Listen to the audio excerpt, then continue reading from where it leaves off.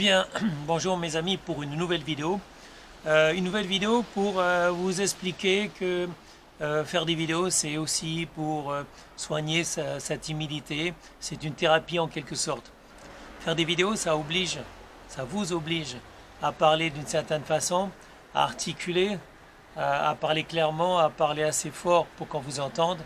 Donc faire des vidéos, ça peut également vous aider à vous soigner si si vous êtes timide par exemple. Donc moi je fais des vidéos aussi pour mes cordes vocales. Je fais vidéo pour travailler mes cordes vocales parce que j'ai eu quelques problèmes de ce côté-là. Mais je suis un ancien timide.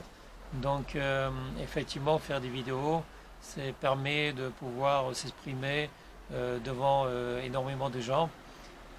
Même si pour l'instant, en ce qui me concerne, j'en suis qu'au tout début. Je n'ai qu'une centaine de personnes qui me suivent. Donc évidemment par rapport à certaines personnes comme Squeezie qui a 15 millions d'abonnés sur YouTube qui le suivent, évidemment moi 650 et quelques personnes c'est rien. Donc je ne sais pas si j'arriverai un jour à avoir 1 million de personnes, mais bon tout est possible dans la vie. Il suffit d'essayer, de tenter et on verra bien ce qui se passe. Donc, je rappelle que si je ne me trompe pas, Squeezie est actuellement le youtubeur français le plus vu chez nous, dans notre pays, avec environ 15 millions d'abonnés, 15 millions de personnes qui le suivent. Et moi, tout à fait de l'autre côté, tout à fait à l'autre bout, en fait, je n'ai que à peu près 650 personnes qui me suivent. Donc voilà, donc il y a de la marge et il y a encore du boulot, quoi.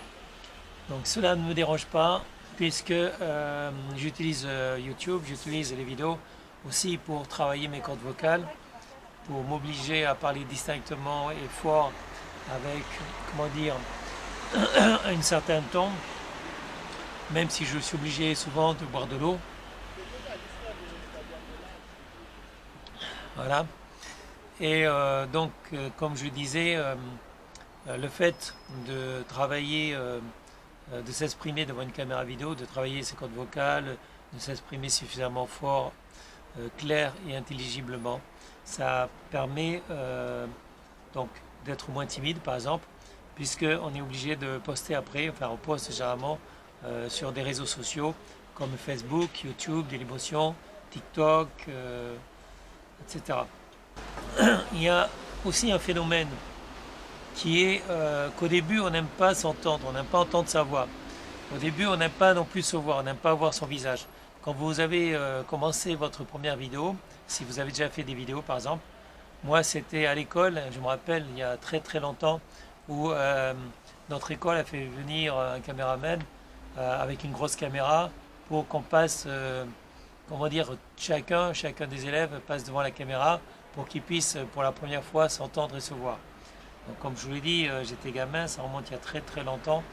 Je devais avoir quel âge? Peut-être 10, 11 ans ou 12 ans. Et j'étais surpris d'entendre ma voix, bon, j'étais surpris de me voir, de voir mon image. Et au départ, moi, comme la plupart des gens, on n'aime pas se voir. On n'aime pas se voir en vidéo, on n'aime pas s'entendre, on n'aime pas entendre sa voix.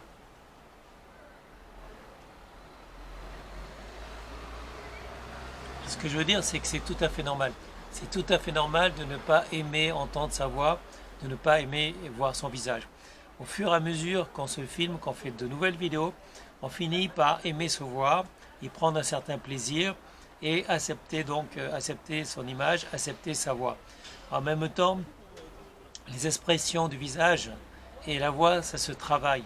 Plus on fait de vidéos, plus on travaille notre voix, plus on travaille nos expressions et plus on est satisfait de la façon dont on se montre en vidéo. Donc ne vous étonnez pas, ne soyez pas surpris si la première fois que vous filmez, vous n'aimerez pas ce que vous verrez. Vous n'aimerez pas et vous n'aimerez pas non plus ce que vous entendrez. Parce que comme je l'ai dit, on est tous passés par là. Les premières fois, c'est toujours un peu spécial. Et en vidéo, quand on se filme en vidéo, bah, c'est toujours, c'est généralement en tout cas, sauf à moins d'être photogénique évidemment, généralement c'est toujours pareil, on n'aime pas s'entendre, on n'aime pas se voir. Donc ne vous en faites pas, c'est des choses qui sont normales et c'est des choses on apprend à gérer. On apprend à gérer sa voix, on apprend à gérer le fait de se voir en vidéo, de voir son image. Donc c'est quelque chose de tout à fait normal.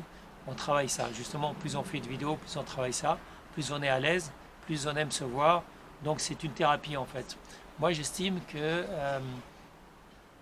beaucoup de youtubeurs qui sont actuellement connus étaient timides effectivement et je pense que certains, pour bon nombre d'entre eux en fait, ont utilisé YouTube et les vidéos, les réseaux sociaux comme Facebook, comme TikTok pour se soigner comme thérapie ou parce qu'ils avaient un besoin de se montrer aussi. Donc le narcissisme peut jouer. Le narcissisme, c'est de vouloir se montrer et c'est quelque chose qui est commun à beaucoup de personnes. Beaucoup de personnes, en fait, ont envie de partager quelque chose, ont envie de se montrer et sont peut-être fiers de leur corps. Pour certains, en fait, c'est leurs muscles, c'est leurs biceps. Voilà, vous voyez très bien de qui je veux parler. Quelqu'un qui est très connu sur YouTube, qui a commencé ses vidéos par la muscu pour montrer son physique, pour montrer ses biceps, ses gros bras. Donc en fait, il n'y en a pas qu'un, il y en a plein de youtubeurs comme ça qui ont commencé par leur physique, par montrer leur corps, parce que c'est des gens qui ont un certain narcissisme, si vous voulez, qui ont un certain plaisir à se montrer. Mais généralement, au-delà de ça, au-delà du plaisir de montrer leur physique, leur corps, leur salle de sport, leur temple, en fait, au-delà de ça, ils finissent par montrer autre chose. Ils finissent par montrer leur personnalité, qui ils sont vraiment. Ils finissent par montrer, comment dire, qu'ils ont du cœur, qu'ils ont de l'esprit, qu'ils ont de l'humour. Donc tous ces youtubeurs qui ont commencé simplement par la muscu, en montrant leur physique, ont fini par développer autre chose et une relation de confiance vis-à-vis des abonnés qui les suivent. Donc même si au début c'était du narcissisme, sans doute, même si au début, ou peut-être du partager une passion, c'est souvent le cas aussi. C'est-à-dire quand on aime quelque chose, comme quand on aime la musculation, on a envie de le partager. Donc il y a du narcissisme, le plaisir de se montrer, le plaisir de se montrer torse nu, le plaisir de montrer ses muscles, mais il y a aussi le besoin de partager une passion. La passion en l'occurrence c'est la musculation. Donc tout cela joue et il ne faut pas croire qu'il n'y a qu'une seule raison au fait de poster des vidéos. Bon, il y a aussi par exemple comme raison de gagner de l'argent parce que YouTube maintenant c'est connu pour apporter pas mal d'argent à certaines personnes. Tiens, il pleut. Ouais, il pleut. Donc le temps est pourri aujourd'hui. Mais quand j'avais commencé la vidéo, il y avait du soleil, donc c'était un, comment dire, un temps nickel. Malheureusement, aujourd'hui, on s'aperçoit que c'est l'automne, que l'hiver approche et que malheureusement, il va falloir affronter la pluie, il va falloir affronter le froid. Bon, pour l'instant, je suis sur la terrasse, il ne fait pas trop froid. Malheureusement, les choses vont changer et je vous invite, mes amis, à vous couvrir, à moins que vous puissiez partir, vous réfugier dans un pays chaud, comme j'aimerais bien, moi, dans mon cas, par exemple, aller aux Philippines. Le problème, c'est pas possible actuellement puisqu'il y a le confinement aux Philippines, il y a ce qu'on appelle le lockdown et en plus le gouvernement Macron nous empêche de quitter l'Europe. Donc pour l'instant les vacances c'est pas possible, donc on essaiera de remettre ça plus tard, peut-être à la fin de l'année, peut-être l'année prochaine, je sais pas. Donc j'ai raté mes vacances de 2020, j'espère que j'aurai quand même le droit de partir assez loin dans un pays chaud. Et on verra bien. Mais en attendant, il va falloir affronter le froid, mes amis. Et comme je vous l'ai dit, comme je disais dans cette vidéo, en fait, faire des vidéos, c'est aussi une thérapie. Donc, tous ceux qui ont des problèmes, quels que soient leurs problèmes d'ailleurs, que ce soit les problèmes de parler devant des gens, d'être timide, d'avoir un problème de corde vocale, d'être obligé d'exercer la voix. Par exemple, moi je me rappelle très bien quand j'étais militaire, je n'aimais pas donner des ordres. En fait, j'étais militaire, sous-officier pendant 5 ans, mais je n'aimais pas recevoir des ordres, en fait, je n'aimais pas donner d'ordre. Donc je suis un militaire un peu spécial, un peu bizarre, et d'ailleurs j'étais aphone plusieurs fois, j'ai perdu ma voix plusieurs fois à force de crier. Donc crier, ça n'a jamais été mon truc, jamais aimé crier, mais malheureusement quand on est à l'armée, on n'a pas trop le choix, on est obligé de crier. Donc voilà, donc moi même si j'ai une bonne expérience dans l'armée, même si j'ai bien aimé mes 5 ans à l'armée, le problème c'est obligé de crier, obligé de monter la voix et j'étais pas trop fait pour ça et mes cordes vocales n'ont pas supporté. Donc voilà, bon actuellement donc grâce aux vidéos, c'est ma thérapie, je soigne mes cordes vocales, je m'exerce à parler fort comme en ce moment. C'est aussi une thérapie dans mon cas puisque je suis un ancien timide et donc me permettre grâce à ce moyen qu'est les réseaux sociaux, quand je parle des réseaux sociaux je parle de YouTube, de Facebook, de Dailymotion, mais ça peut être TikTok, bien que je n'ai pas encore comment dire, publié la moindre vidéo sur TikTok. Peut-être ça arrivera, mais le format me semble trop court, puisque moi j'ai besoin de parler longtemps. J'aimerais bien m'exercer à parler pendant plus de 30 minutes, voire arriver à parler pendant 1 heure. Moi c'est la possibilité de faire des vidéos longues, et TikTok est un format court, donc pour l'instant ça ne m'intéresse pas trop. Je voulais aussi faire une vidéo dehors, mais malheureusement avec le temps ça ne va pas être possible. Donc ça sera peut-être la dernière vidéo que je fais aujourd'hui. Si un jour, si aujourd'hui ou demain il y a moyen de sortir sans qu'il pleuve, peut-être que je ferai une vidéo dehors, mais j'ai pas l'impression que ça va être possible.